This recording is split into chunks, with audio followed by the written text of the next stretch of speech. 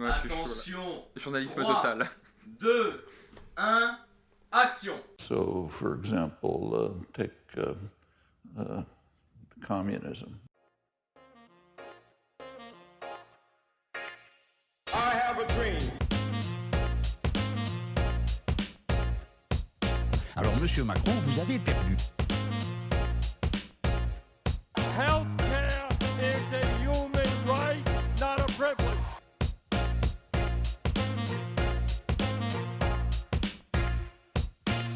La révolution, c'est d'abord l'irruption des masses sur la scène où se dessine son propre destin.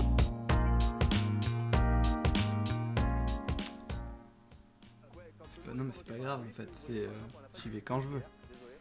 Ok. C'est ton podcast? Non, c'est pas ton podcast, à ce que je sache. Voilà, c'est comme ça qu'on éduque les femmes. Alors ça sera coupé au montage. Bon, Non, ça sera pas monté au compte. Super. ne nous faisons pas cancel trop vite. Bonjour et bienvenue dans Prochaine à gauche bonus. Yes. Le premier podcast qui vous ouvre une fenêtre sur la vie merveilleuse, intime des femmes. Et la grande littérature. Nous serons accompagnés pour ce podcast de notre consultante en femmes, j'ai nommé Audreyne. Bonjour, je suis vraiment une spécialiste des femmes. Super. Parce qu'elle a un vagin. Et selon le grand dictionnaire des femmes écrit par J.K. Rowling, c'est comme ça qu'on sait qu'on est spécialiste des femmes. Ah, bien sûr. C'est parti. Alors, aujourd'hui avec Audreyne, qui n'est pas ma copine. C'est important parce que ça avait été dit dans l'épisode de présentation... Juste un blanc cul. Que ça a été dit dans l'épisode de présentation que c'était ma copine, et elle l'a mal pris. Hein. Je suis son épouse. Voilà, c'est mon épouse. Avec mon épouse, on se fait des soirées coquines où on lit des harlequins. Alors, qu'est-ce que c'est harlequin ? C'est le bonbon, non? Et non. Ah, perdu. Harlequin, c'est de la littérature de romance, un Avec peu deux érotique, Légèrement érotique, une petite pointe d'érotisme. qu'on trouve en supermarché, en vente par correspondance, ou qu'on peut télécharger directement sur Internet. C'est une collection dans laquelle on trouve des titres tels que Un garde du corps aux abois. Dans les bras du docteur Williams, J'ai envie d'acheter. Hein. Fiançailles pour un séducteur. Un voluptueux Noël, Amoureuse d'un Argentin. Dans le lit de Lysandros, Noces farouches. Une nuit pour un royaume. Paru dans la série Séduisant tchèque. Avec des autrices telles que Sarah Morgan, Emily Blaine, Laura Abbott, Anna Adams et Barb Hahn, Quel qui sont accent. totalement des vrais noms qui existent de vraies personnes. Tout à fait. Et dans Harlequin, il y a plusieurs connexions à thème. L'ouvrage dont on va vous parler aujourd'hui provient de la collection Azur, dont la description est la suivante. Pousser les portes d'un monde fait de luxe, de glamour et de passion. Ici, les hommes sont beaux, riches et arrogants. Les femmes, impétueuses, fières et flamboyantes. Entre eux, le désir est immédiat et l'amour, impossible. C'est du Victor Hugo. Et pour finir, on va vous lire comment Harlequin se présente lui-même pour vous faire une idée de ce que c'est. Lorsqu'en 1978, Harlequin arrive en France, l'éditeur rencontre aussitôt un succès phénoménal. S'inscrivant dans la grande tradition du roman sentimental, il renouvelle le genre pour parler aux femmes d'amour, de rêve et d'évasion. Depuis, la maison d'édition s'est imposée auprès des femmes du monde entier, toutes générations confondues, comme la référence absolue en matière de littérature romantique et plus généralement féminine. Oh. Plus de 2 fois le tour de la planète, voilà la dimension de la bibliothèque que l'on obtiendrait en alignant tous les livres harlequins lus dans le monde depuis leur création. Une success story qui ne doit rien au hasard et tout aux femmes. C'est pas forcément bon signe qu'ils aient beaucoup de bouquins. Alors par contre, moi je tiens juste à demander, est-ce que vous allez parler d'un superbe best-seller qui s'appelle Joue-moi du Chopin? J'espère vraiment que vous allez en parler. Et malheureusement non. Malheureusement, non. L'ouvrage dont on va vous parler aujourd'hui s'appelle Passion sicilienne de Carol Marinelli. Ah, donc on part en vacances. Alors il y a 2-3 précisions qu'on va devoir faire avant de commencer le podcast. Le premier, cette histoire a été écrite en 2004. C'est important par rapport à certaines visions, notamment de la femme, qui vont être développées dans le roman. On va peut-être aussi définir deux termes pointus qu'on va utiliser régulièrement. La timpe et la tradwife. Alors, Donc une timpe, c'est... Ce qu'il faut vous dire, c'est que toutes les femmes existent Alors ça, c'est toi qui me l'as appris. Oui. Sur un axe allant de la timpe à la tradwife. On Une dit- timpe, On va dirait bien souvent, en fait, la pute et la sainte. Voilà, c'est un axe. Et tu peux facilement passer de l'un à l'autre. mais dans ce roman, toutes les femmes sont situées sur cet axe. Donc la timpe, c'est une femme vénale, intéressée, cynique. La tradwife, c'est une femme désintéressée qui ne vit que pour s'occuper de sa famille et de ses enfants. Donc finalement, c'est un JDR, quoi.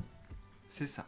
C'est ça. C'est en fait la timpe et la tradwife, ce serait un peu la Marie-Madeleine et la Vierge Marie. Exactement.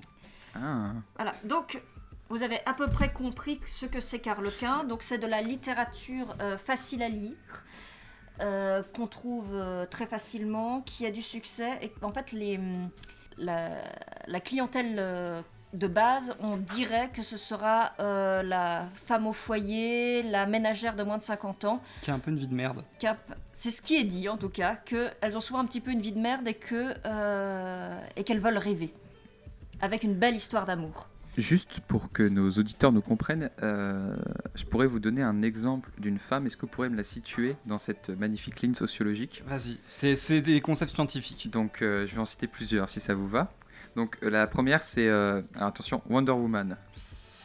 Elle a pas de famille, elle est indépendante. Elle vient d'une famille de lesbiennes. Timpe. Marine Le Pen. Tradwife. Tradwife. Ah ouais? Est-ce qu'elle est si famille que ça? Parce qu'elle a une carrière politique. La famille quand elle a même, une la famille. Ah, elle a une carrière politique. Vous allez voir, les femmes qui travaillent sont des timpes. C'est Ah merde. ce livre. Donc si timpe. Marine Le Pen timpe. Carrément timpe. D'accord, alors attendez que je cherche. La femme dans la petite maison de la prairie. Tradwife, Ah, parfaite. La tradwife. femme parfaite. Toutes Parfaite. les femmes devraient essayer d'être elle. Ok, d'accord. Bon bah super. Voilà, vous voyez à peu près. Je pense que nos auditeurs ont compris comment ça fonctionne. Alors je tiens juste une dernière précision. Arlequin se présente comme une maison d'édition qui met en avant des romances légères et ensoleillées, un pur divertissement, une parenthèse enchantée. Parce que finalement sur la route des vacances on pense à vous. C'est ça, un vrai moment d'évasion. Donc vous allez voir si cette histoire se conforme à cette description. Un dernier point, c'est que justement là, ce podcast c'est un podcast un peu de coaching en séduction, c'est pour que les hommes et les lesbiennes sachent ce qui se passe dans Non, la les tête hommes. des femmes pour les séduire. Lesbienne, Les bof lesbiennes, quoi. elles ont besoin de pécho aussi. Ouais, non, mais là, ça parle des hommes. Hein. C'est vrai que c'est très hétéro. Alors c'est très hétéro, vous allez voir, on en a fait plein, c'est très très hétéro. Ah, je peux vous dire sur la table il y en a beaucoup. Il y a beaucoup Et de est-ce livres. que tu vois beaucoup de... Mais C'est très hétéro et très, Très blanc. blanc. Bah, Très blanc. C'est très blanc et j'ai surtout remarqué que le prix par contre il était très cher, 7,10€ quand même. Hein. La quasi-totalité des bouquins que j'ai regardés. Gros, 7,10€, t'as 3 histoires et tu viens encore te plaindre. Ah il y a 3 histoires dans les bouquins. Respecte le travail dépend de lesquels. Harlequin. Oh là 2 ou là, 3 il y a des selon surprises. Ah si par contre il y avait des promos, je pense que c'était les soldes, d'un moins 30% pour un Noël très spécial et moins 50%, j'arrive pas à lire pour le prochain qui est un peu loin de moi, pour... Ah, Noël en blanc. Donc, c'est une on va affaire. vous apprendre à la fois ce qui fait rêver les femmes, mais aussi les pièges à éviter, parce que quand on est un homme, vous allez voir, les femmes, elles tentent des petits pièges, il faut les connaître. Chapitre 1. L'histoire se déroule à Melbourne. Nous suivons 2 sœurs, Catherine et Janie, qui sont toutes 2 orphelines. Ah, c'est triste ça. Alors qu'elles étaient encore adolescentes, leurs parents sont morts dans un accident de voiture. Catherine, l'aînée, qui est enseignante, a dû s'occuper de sa sœur. C'est sa sœur qui décrit le mieux leur situation, avec ses termes pleins d'amour et de gratitude. Oh, épargne-moi tes grands discours, avait répliqué Janie.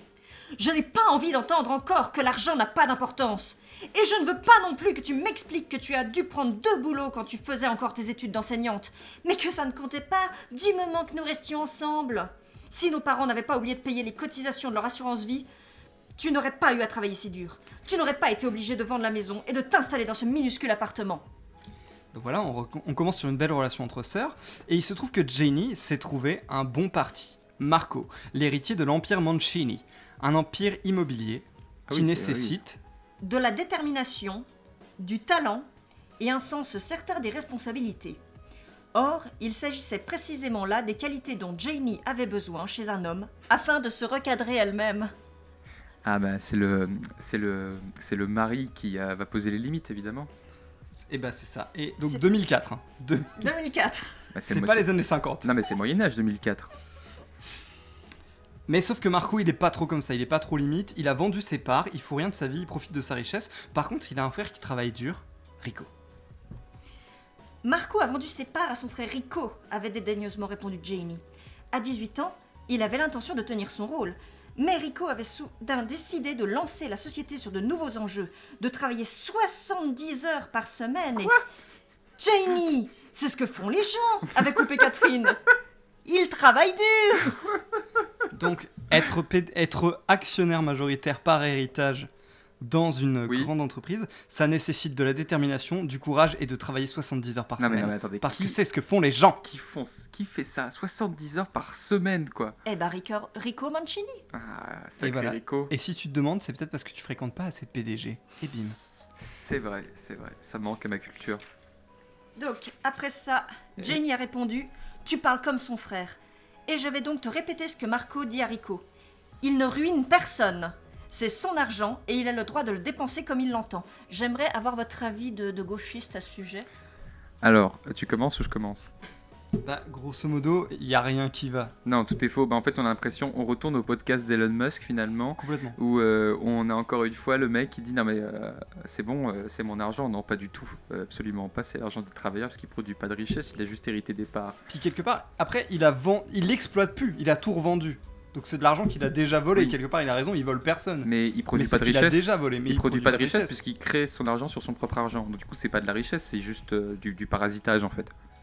Donc voilà, Marco, c'est un parasite. Par contre, entre parenthèses, les dialogues, je sais pas par qui ça a été écrit, mais sincèrement, c'est limite du surréalisme. Mais là, tu vas voir, on est dans le ultra soft. Ah ouais, c'est très... Oh mon dieu, On est dans le début, là, ça se lance. j'ai pas assez bu. Hein. Mais heureusement, Jenny, elle vit une belle histoire d'amour, mais elle a peur que ça dure pas. Et donc, Ah, c'est triste. elle a la petite combine pour que l'histoire d'amour dure. Petite astuce, messieurs, hein. Retenez bien ça. Ah. Alors, donc, on apprend qu'elle est enceinte. Sa sœur lui dit « Je ne t'ai jamais vu manifester beaucoup d'intérêt pour les nourrissons. » « Et je n'ai pas l'intention de commencer maintenant, » avait admis sa sœur. « Il faut vraiment te mettre sur les points sur les i, Catherine. Jamais je n'ai eu autant de chance. Je peux rentrer dans n'importe quel magasin et acheter ce qui me plaît. Je peux pousser la porte des plus grands restaurants sans consulter les prix sur les menus. Et si tu crois que je vais renoncer à tout ça, tu ne me connais vraiment pas. Marco est peut-être amoureux de moi et la situation pourrait durer indéfiniment. Oui, c'est possible. Mais je ne tiens pas à courir de risques. Alors je me suis créé ma petite assurance personnelle, tu comprends ? C'était l'astuce Mercotte. Stupéfaite, Catherine l'avait regardé gratifier son estomac d'une petite claque satisfaite. Un geste qui n'avait rien de maternel. Oh là là là là, mais bordel, mais tout est horrible quoi. Tout ça en buvant du vin. Ah oui, Bah, les femmes évidemment. enceintes boivent du vin dans cette histoire. Ah donc c'est vraiment... Donc là, c'est full enfant dans le dos. Audreyne, donc tu es notre consultante en femme. Tu peux attester, vous faites ça souvent ? Eh bien, selon les théories masculinistes très scientifiques basées sur des vraies études sociologiques, oui, complètement, oui, on le fait très souvent. C'est notre seul et unique but dans la vie, faire des enfants dans le dos des pauvres hommes pour grappiller une malheureuse pension alimentaire qu'en général ils ne payent pas.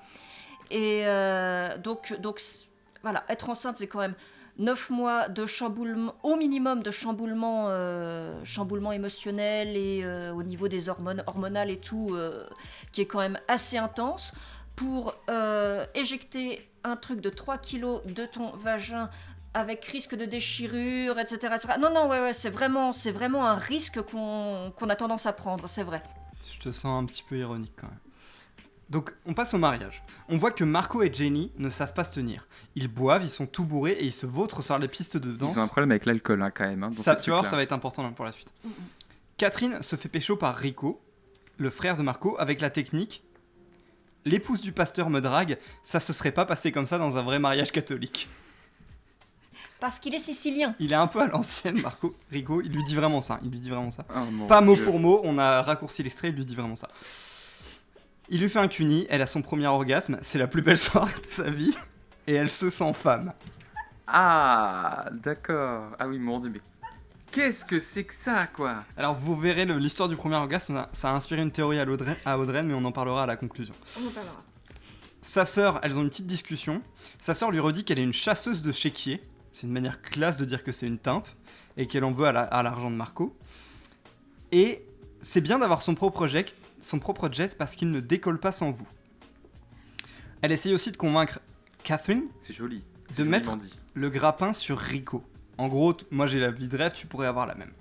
Avec Rico, Catherine décide de se revoir plus tard, mais ils ne se reverront pas. Rico ne se pointera pas. Oh non, le lapin. Salaud. Le lapin. Salaud. C'est le lapin, C'est ça. triste. C'est terrible. C'est la fin du chapitre 1. Est-ce que là ça t'a hypé? Est-ce que ça t'a donné envie de savoir la suite? Ah bah là je suis... pour moi, c'est une série Netflix, quoi. Là, vraiment, c'est exceptionnel.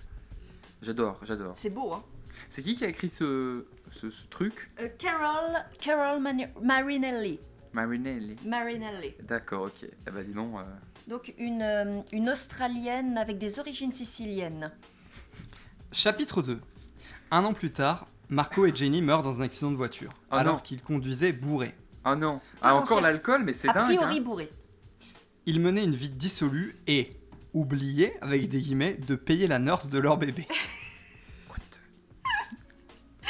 Lily, qui est désormais l'héritière indirecte de la fortune, en tout cas de la part de la fortune de Marco. Mais il y a un traumatisme transgénérationnel avec les accidents de bagnole. hein. Ah, tu vas C'est voir. incroyable. hein. Rico arrive, alors que Catherine est à l'hôpital. Je te laisse. Alors, devant elle, Rico Mancini était plus resplendissant que jamais. Ah. Dans son costume de soie gris clair mettant en valeur sa carrure d'athlète, la peau mate de son visage au trait fin contrastait avec la profondeur de son regard, et il émanait de lui un charisme si puissant que la pièce semblait émettre des vibrations. Donc j'ai dit la première fois qu'on l'a lu, j'ai dit c'est un super saiyan de la table. Catherine veut s'occuper de sa nièce Lily, elle a déjà rempli tous les papiers, mais Rico la traite de timpe, mais en plus jolie. Ah. Il dit qu'elle fait ça pour l'héritage, sauf qu'en fait, elle, c'est pas une timpe. L'histoire nous explique qu'elle est tellement pas intéressée qu'elle aime vivre dans son petit appartement et elle aime même être mal payée. Du coup, ils vont à l'hôtel pour parler. À noter que dans les Arlequins, les couples vont beaucoup à l'hôtel pour parler. Mais ils Chapitre ont pas 3. de chambre, ils ont rien chez eux. Ils vont à l'hôtel pour parler. Ah. D'accord? Ah, ça se trouve, en fait, ils ont pris un F1, ils se sont dit merde, on a déjà mis le salon, y a pas de chambre, bon bah tant pis, on va dormir à l'hôtel. Alors, ils viennent de perdre leur frère et leur sœur, et donc c'est un petit peu la panique. Dans tous les sens du terme. Chapitre 3. Rico parle mal au concierge de l'hôtel parce que son immense suite n'arrive pas assez vite. Ça dégoûte Catherine. Oh, le bourgeois de merde. Tu vas voir. Le concierge ne faisait rien d'autre que manifester de l'amabilité, observa-t-elle. C'est son travail, rétorqua Rico. Il est payé pour être aimable, pour se rappeler mon nom, pour se souvenir que mon frère et moi venions déjeuner ici de temps en temps. Et pourquoi c'est pas lui qui est mort dans un accident de bagnole? Et mesdames et messieurs, l'amant de cette splendide histoire d'amour pour faire rêver les femmes. hein. Ah, il fait rêver là avec son. Ouais, c'est pas mal. Hein. Sauf qu'en fait, on apprend qu'il voulait.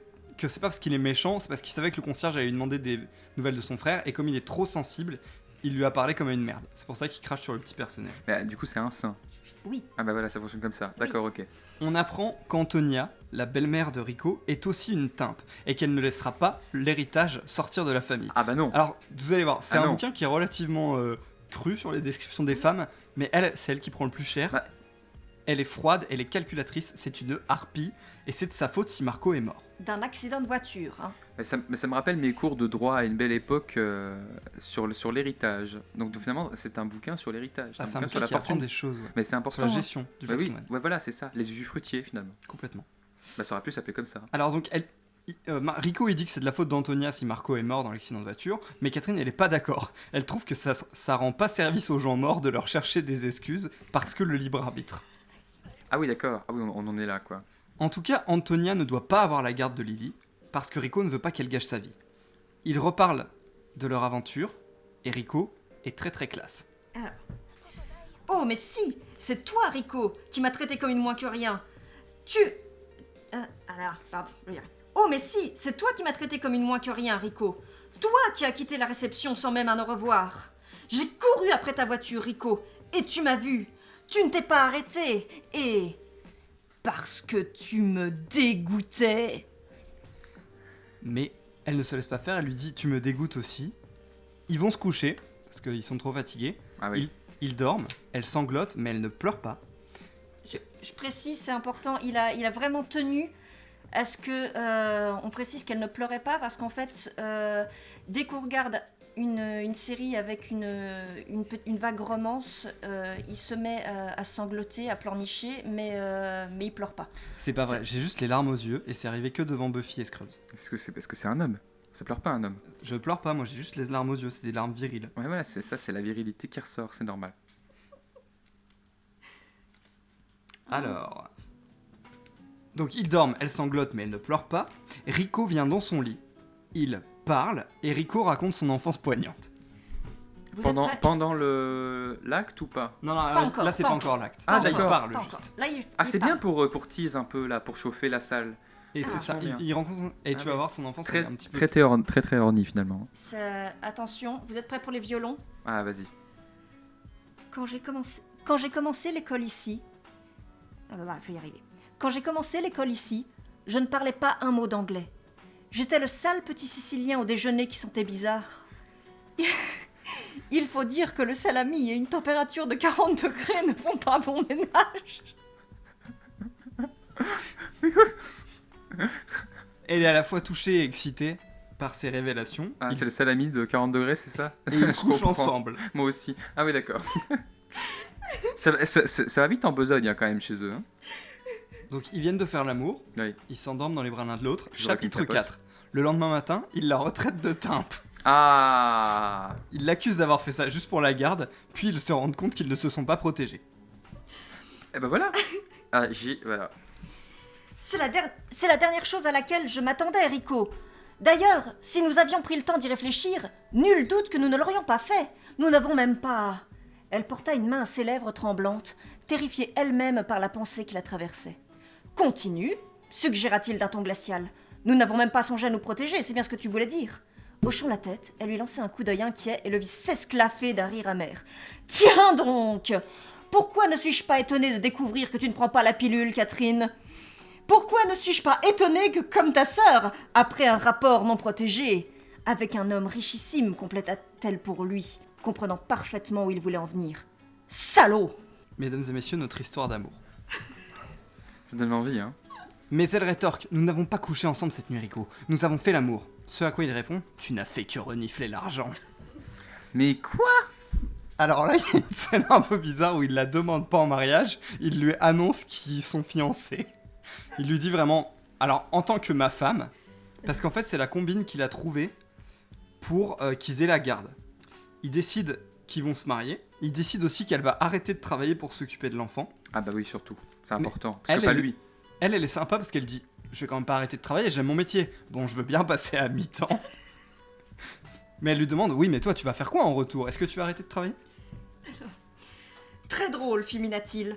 Tu crois qu'il serait intelligent que j'abandonne des centaines d'employés et des dossiers à plusieurs millions de dollars pour aller donner du pain aux canards tous les après-midi en sortant ma nièce au parc? Un enfant au bas âge a besoin d'une mère auprès de lui, Catherine.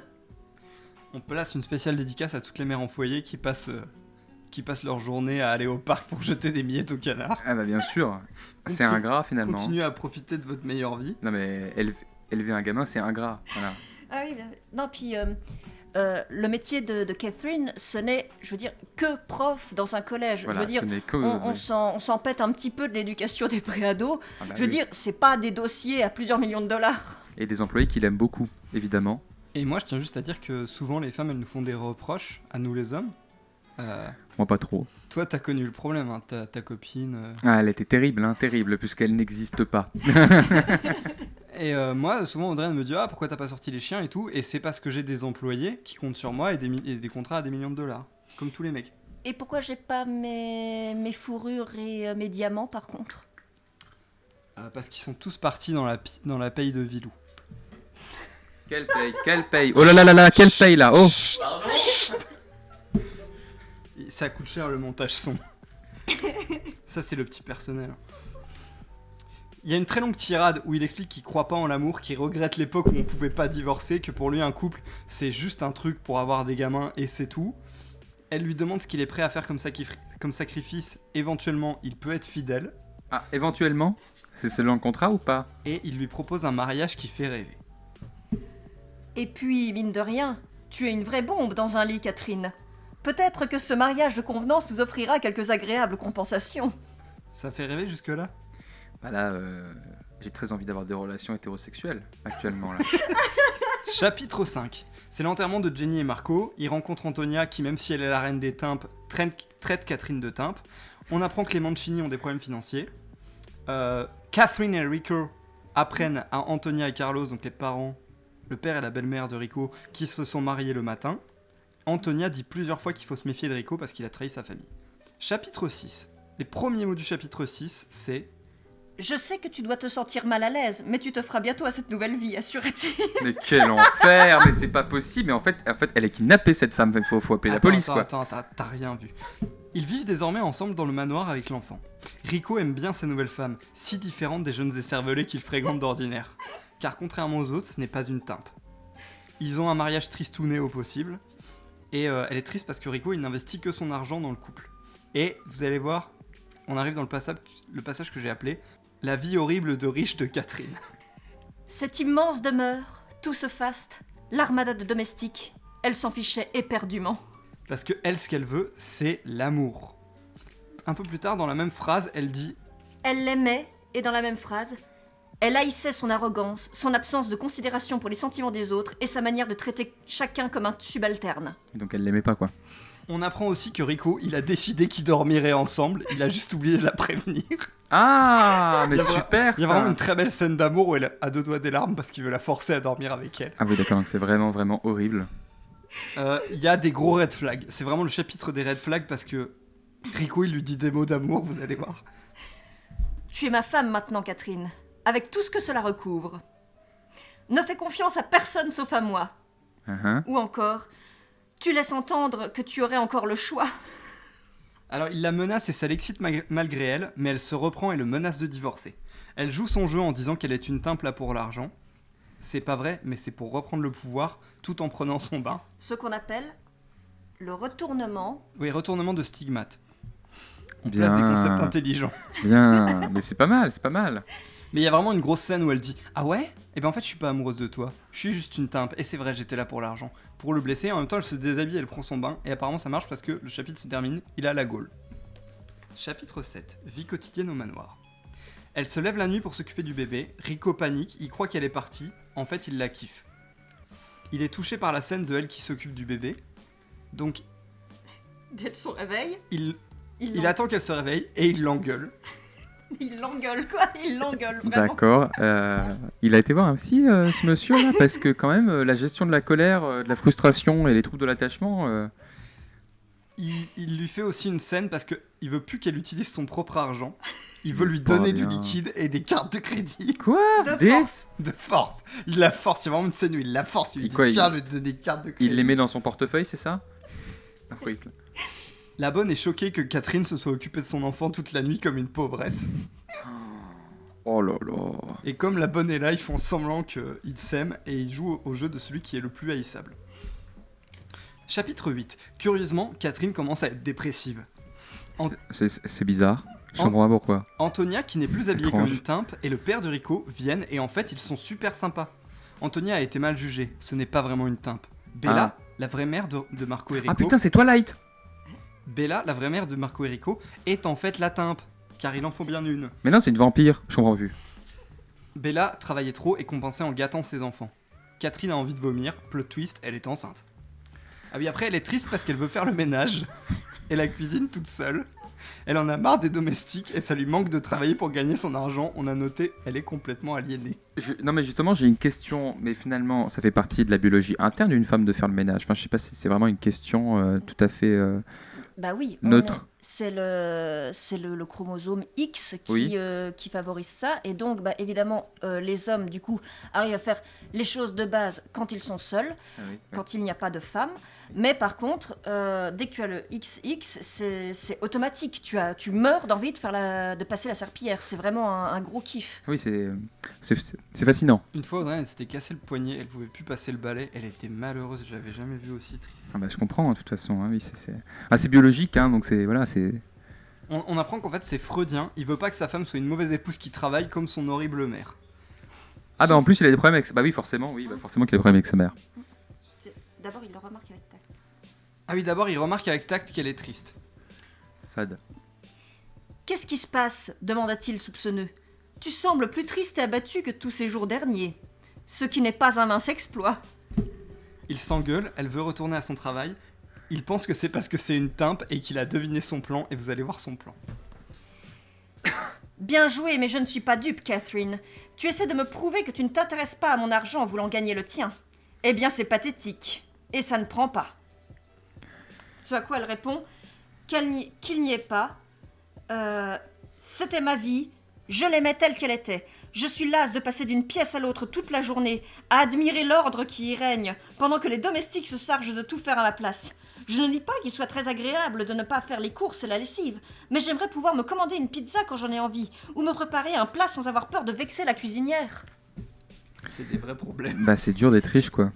Il est fâché car, je cite, tu te comportes comme une dépressive chronique alors que tu as tout ce dont une femme peut rêver. Oui.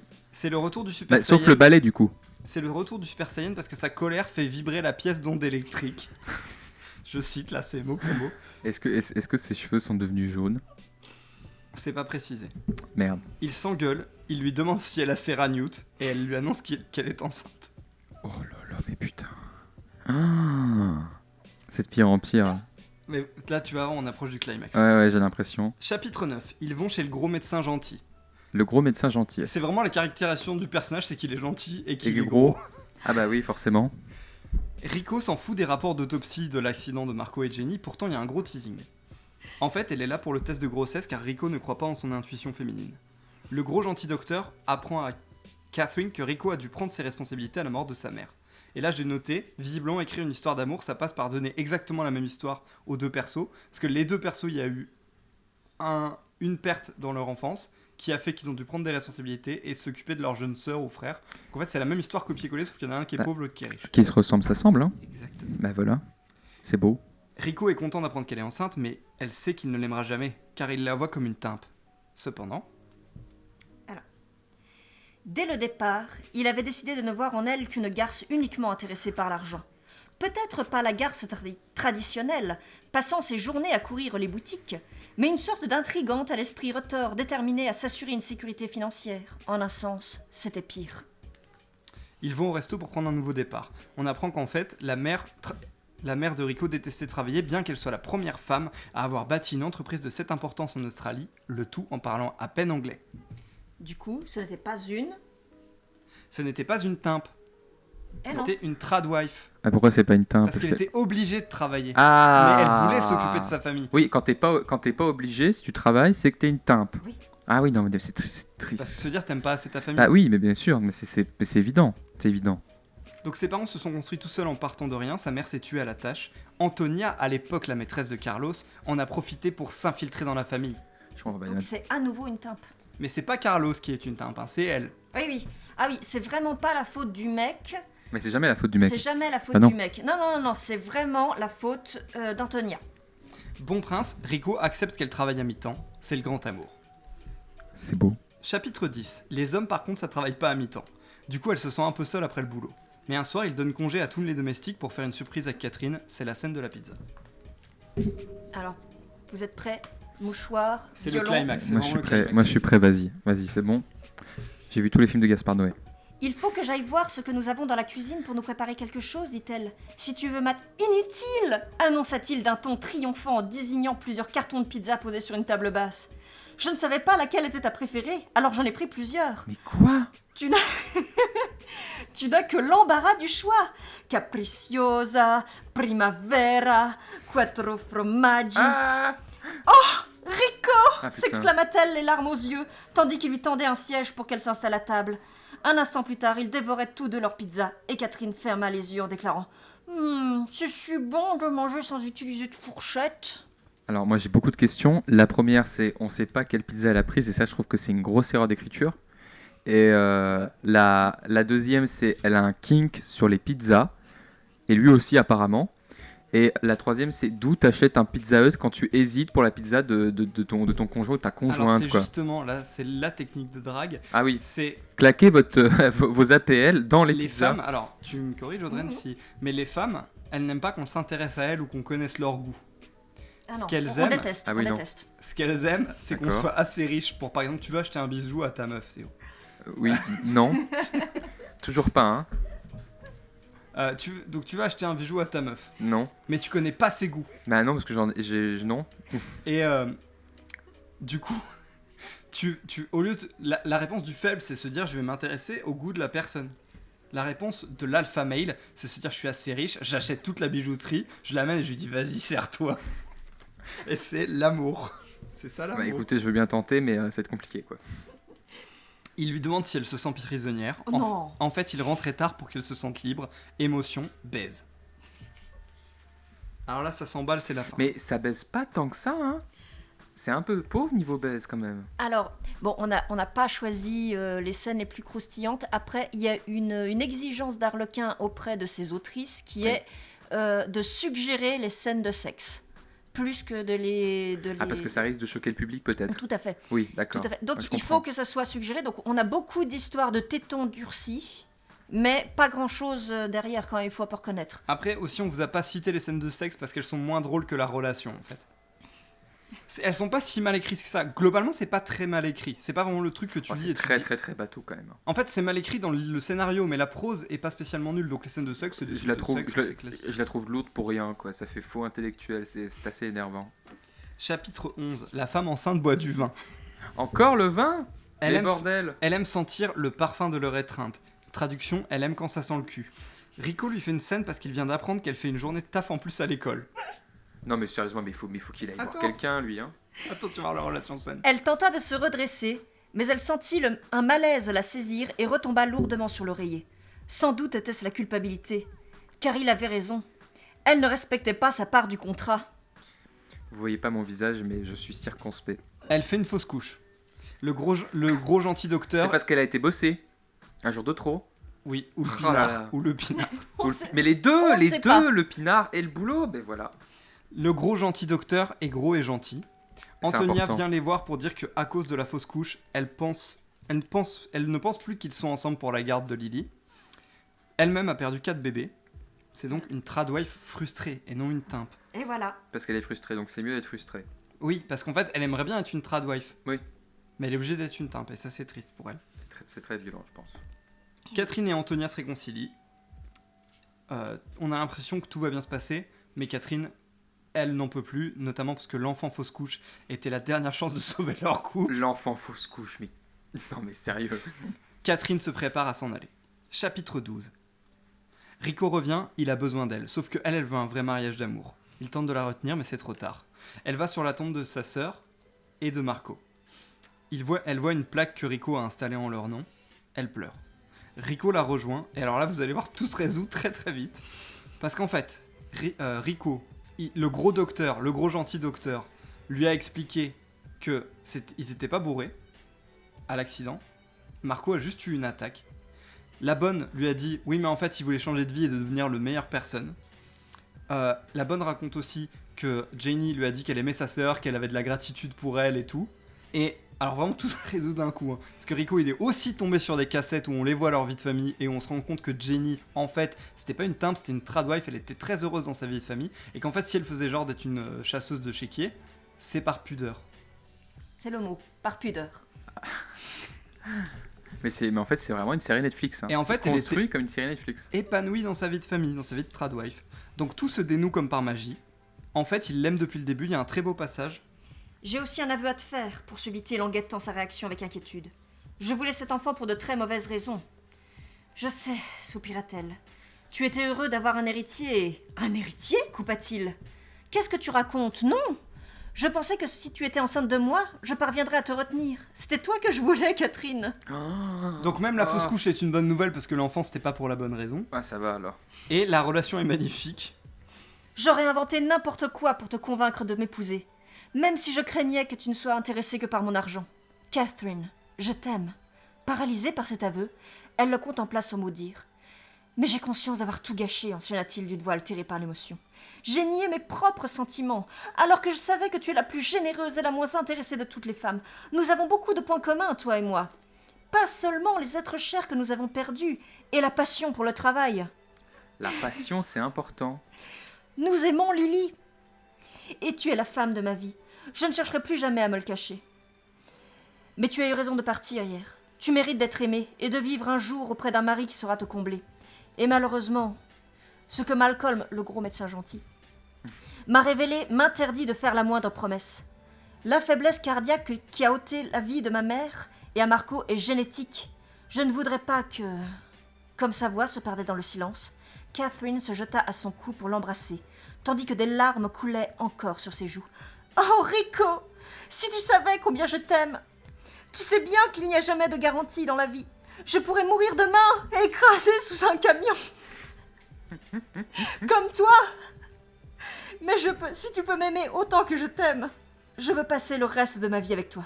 Ma Catherine, je t'ai toujours aimée, répondit-il en la serrant avec force contre lui. C'est pas vrai ça. Elle ne répondit pas. Il ne restait rien à dire. Les mots étaient inutiles. L'amour suffisait. C'est la dernière phrase, ça? Alors, c'est la dernière phrase avant l'épilogue. Donc l'épilogue, Catherine est enceinte de nouveau. Antonia et Carlos sont des grands-parents modèles. Toute la famille s'aime. Tout le monde est une tradwife. Le médecin gros, il devient quoi? On sait pas. Ah merde. Toute la famille s'aime, tout le monde est une tradwife. Même Rico qui adore se lever la nuit quand le bébé chiale. Ah. Et il a d'ailleurs une surprise pas du tout glauque, vous allez voir. Il sortit une feuille de papier de sa poche et la lui tendit. C'était une étoile. Un certificat attestant qu'il avait nommé une étoile pour le bébé qu'ils avaient perdu. Non. Mais non. On n'invente rien. Mais faut pas faire lis ça. le texte. Non, mais là, lis non. le texte mot pour mot. Non mais là, sérieusement, faut pas faire ça dans la vie. Ne faites jamais ça, s'il vous plaît, quoi. Je veux simplement que ce bébé sache que nous ne l'oublierons pas Oh là là. et qu'il nous a aidés à devenir une vraie famille. Sa sœur ou son frère lui devra un peu de son bonheur. Mais sérieux? Émue, Catherine essuya la larme qui perlait au coin de son œil et laissa Rico la tirer dans ses bras. C'était le plus beau cadeau qu'il pouvait lui faire, Ah non. alors qu'elle s'apprêtait à donner naissance à leur premier enfant. Un enfant qui les comblerait tout autant que Lily.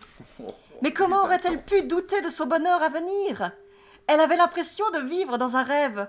La grande maison qui résonnerait bientôt des cris d'enfants était déjà pleine d'amour, oui.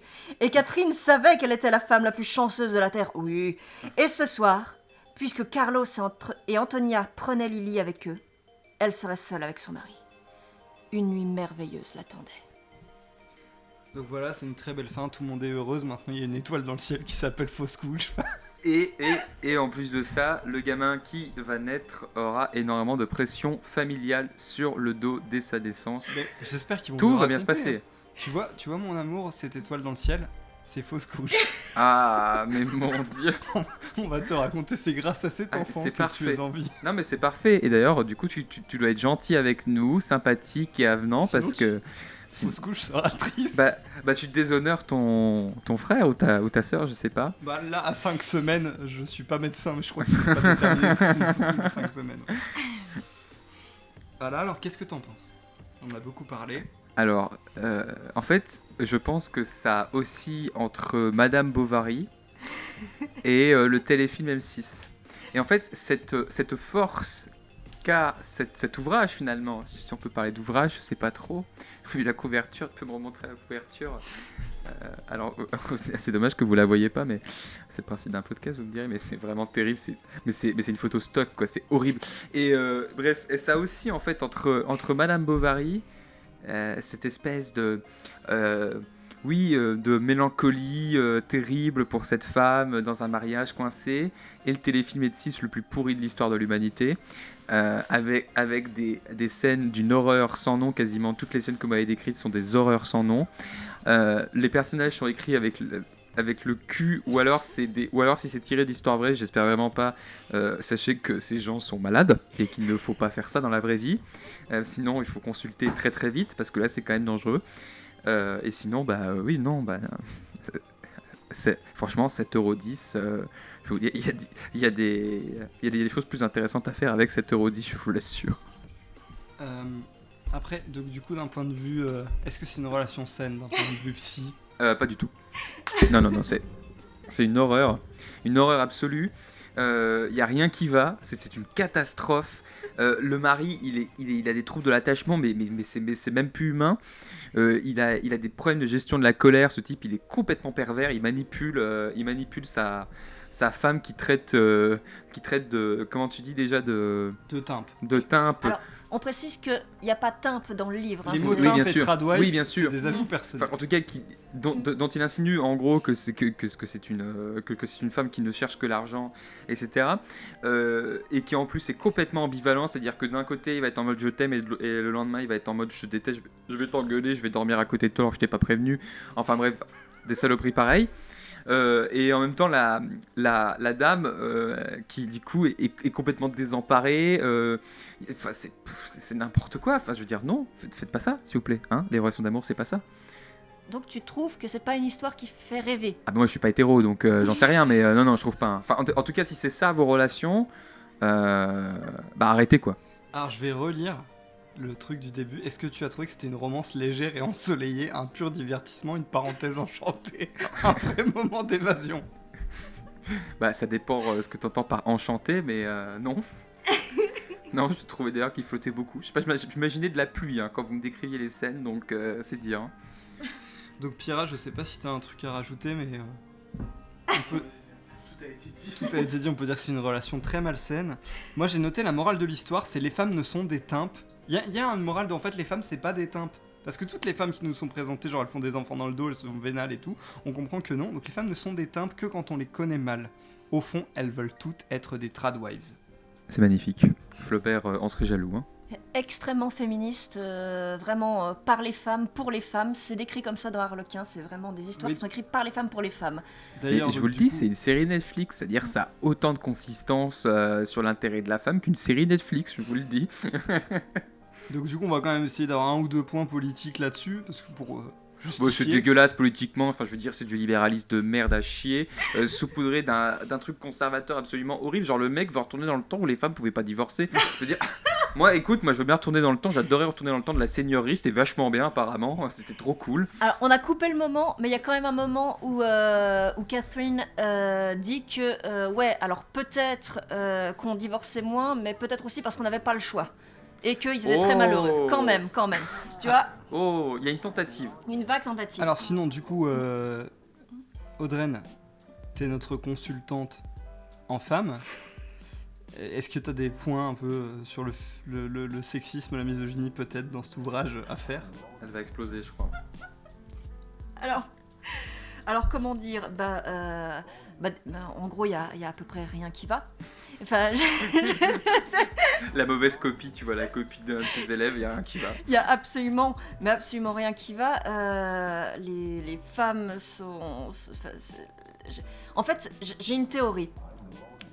C'est que ce ne sont pas de vraies femmes qui écrivent ce genre de bouquins. Pour moi, c'est pas possible. Il y a plusieurs choses. Alors, on a trouvé quand même des articles, sur les autrices avec des photos et tout sur Babelio, je crois. C'est ça. Sur Babelio, qui expliquait donc vaguement qui était Carol Marinelli. Mais moi, j'ai vraiment du mal à y croire. Je pense vraiment que ce sont des hommes qui ont écrit ces trucs, ou alors vraiment, mais les femmes, mais vous avez une horrible opinion de vous-même, c'est pas possible. Parce qu'en fait, il y a certains points où je me pose vraiment la question. Donc déjà, le sexisme absolument atroce qui est d'un bout à l'autre. Et plusieurs choses, comme par exemple, alors elle a son premier orgasme avec un cunnilingus à genre une 20aine d'années, mais genre, il y a vraiment qu'un homme pour croire qu'une femme se masturbe pas, quoi. Non mais vraiment, il y a vraiment qu'un mec pour croire ça. Et qu'est-ce qu'il y a d'autre? Qu'est-ce que j'avais repéré? L'horrible misogynie, alors moi, je veux évidemment. juste dire par rapport à ta théorie sur c'est pas des vraies femmes. Moi, alors ça, c'est sa théorie de féministe. On la respecte. Moi, j'ai une théorie de personne qui a déjà écrit pour croûter. C'était pas de la fiction, mais donc j'ai déjà fait des tafs sous-payés où je mettais ma plume au service de qui le voulait bien. Et donc ma théorie à moi, c'est que c'est une vraie femme, mais qu'elle écrit en mode « Allez, tiens, nique ta mère, je vais leur donner ce qu'ils veulent. » Et puis machin, il lui fait un cuni, tiens, c'est son premier orgasme, et bim, à la fin, il y a une étoile qui s'appelle fausse couche. Non. Tiens, voilà, comme ça, ils vont me payer. Ça, c'est ma théorie à moi. Et si c'est vrai, c'est ma queen, la meuf qui a écrit ça. Bon, on rappelle que tu as écrit des magnifiques ouvrages pour des alarmes incendie. J'ai écrit des notices d'alarme incendie, des jaquettes de films de cul. Ah, ça c'est vrai, ça, ouais, c'est incroyable. Des biographies de stars pour gala. Enfin, pas mal de trucs. Donc pensez à prochaine à gauche la prochaine fois que vous verrez une alarme incendie ou un porno. Donc littérature pour faire rêver les femmes ayant une vie médiocre et frustrante, mais est-ce que vraiment ça fait rêver? Parce que pour moi, leur relation, elle est horrible. Alors moi en fait je le rapproche, même si c'était un peu avant, je le rapproche à des livres comme 50 Shades of Grey. Ah mais oui, j'y ai pensé plusieurs fois, Oui, qui sont... notamment dans le manoir. Voilà, qui représentent... Donc il y a un problème, il y a un classisme terrible, une situation de classe, c'est terrible. Et en fait c'est très courant dans beaucoup de littérature, soit érotique, soit romantique. Il y a un gros truc avec les classes et principalement la petite femme qui tombe amoureuse du méchant riche. Et donc oui, je trouve qu'il y a vraiment un côté très 50 Shades of Grey avec une romance ultra toxique mais complètement érotisée, fantasmée. Ça peut aussi se rapprocher, je l'ai un peu rapproché de certains romans gothiques, mais qui eux avaient une portée un peu féministe, pas dans le sens structurel parce que c'était le 19e siècle, mais par exemple pratiquement tout de Jane Austen comme Jane Eyre par exemple. D'une manière générale, la base du roman gothique, c'est grosso modo une jeune fille qui essaye de s'émanciper, mais pour ça, elle doit fuir le monstre. Alors, soit elle doit le fuir au sens propre, soit elle doit le dompter, le dresser. Alors, c'est pas forcément ultra connu le roman gothique. Moi, par exemple, j'en ai jamais lu. Je vois un peu les codes parce que j'ai fait un semestre de lettres modernes, donc je suis un peu un érudit. Il a tout fait, c'est exceptionnel. Mais pour les gens qui voient moins les codes, La Belle et la Bête de Disney, en très connu, ça reprend pas mal de codes du roman gothique. Voilà, c'est où à la vraiment fin, les elle codes. dompte le monstre dont elle est captive.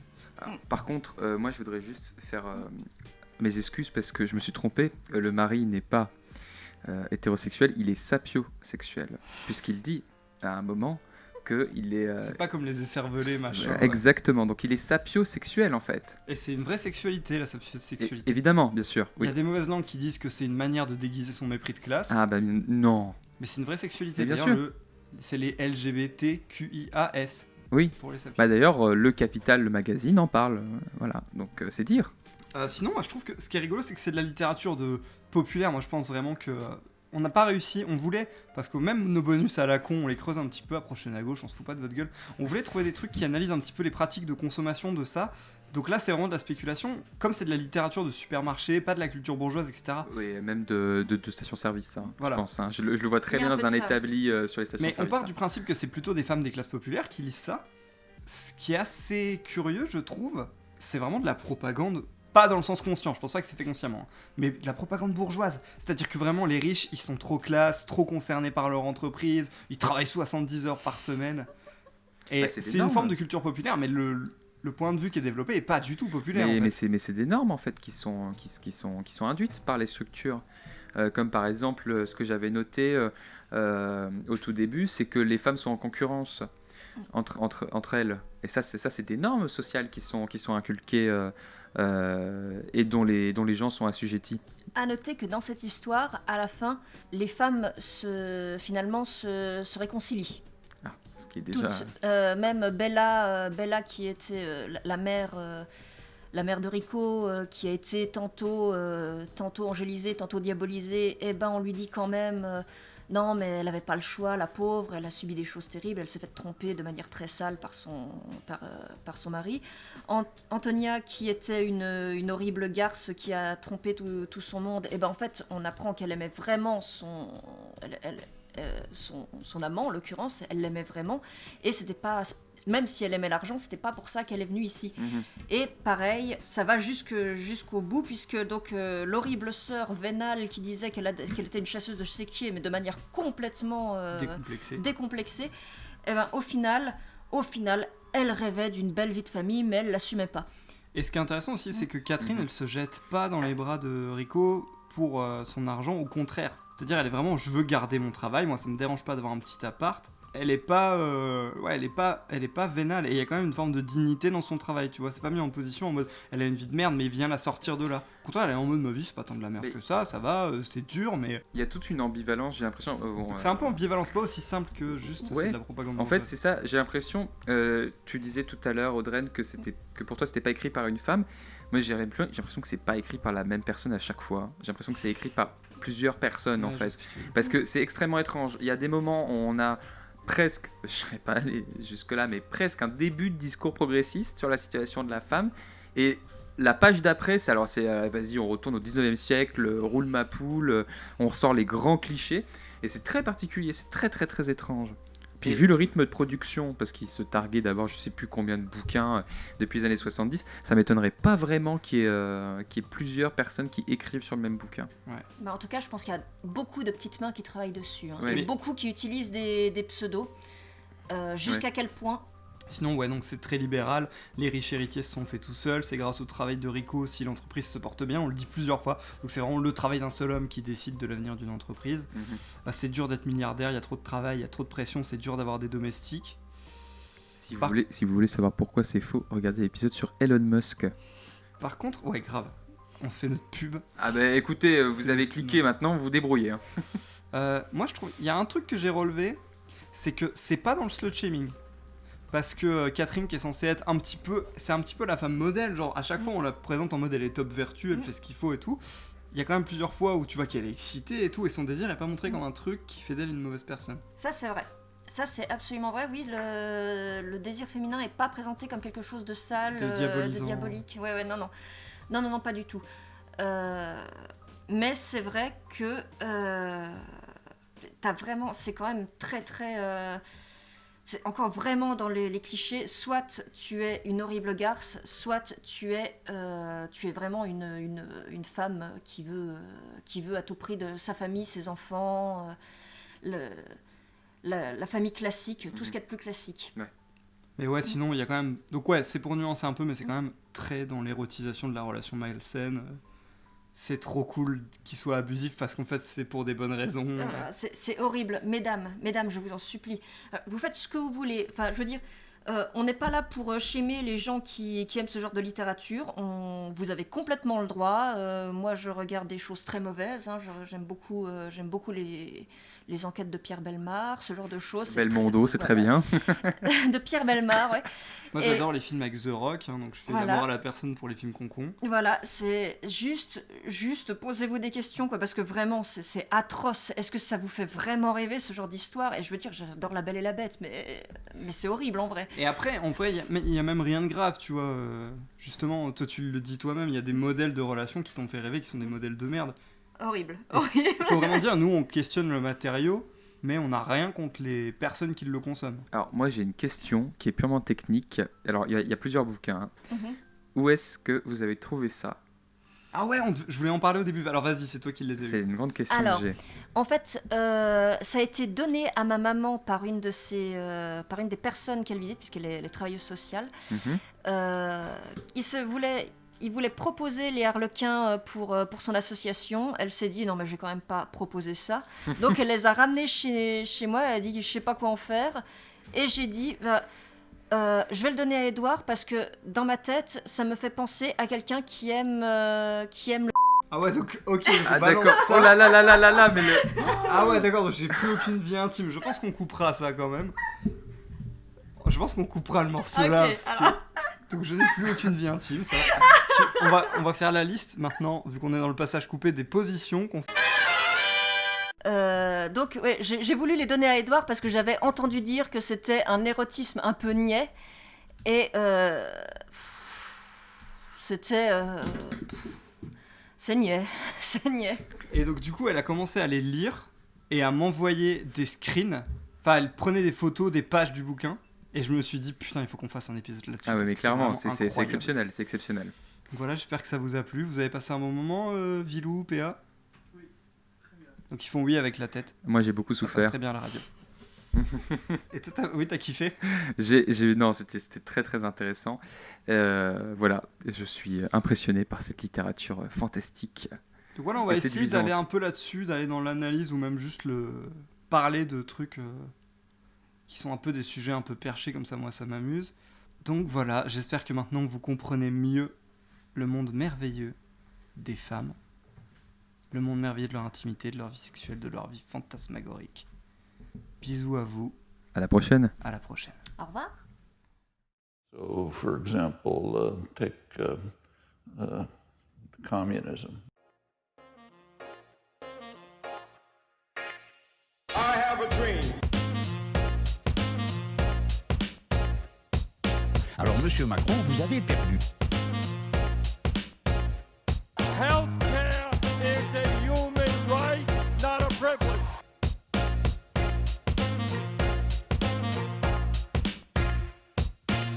La révolution, c'est d'abord l'irruption des masses sur la scène où se dessine son propre destin.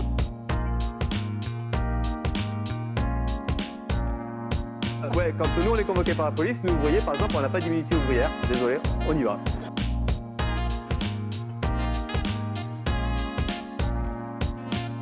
Vous êtes contentés en groupe, en troupeau, de voter contre, de lever la main en cadence comme des Playmobil.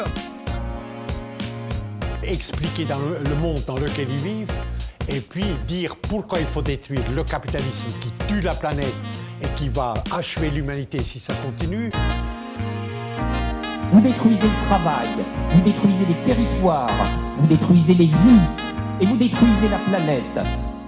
Si vous n'avez plus aucune légitimité, le peuple, lui, a entièrement celle de résister à sa propre démolition.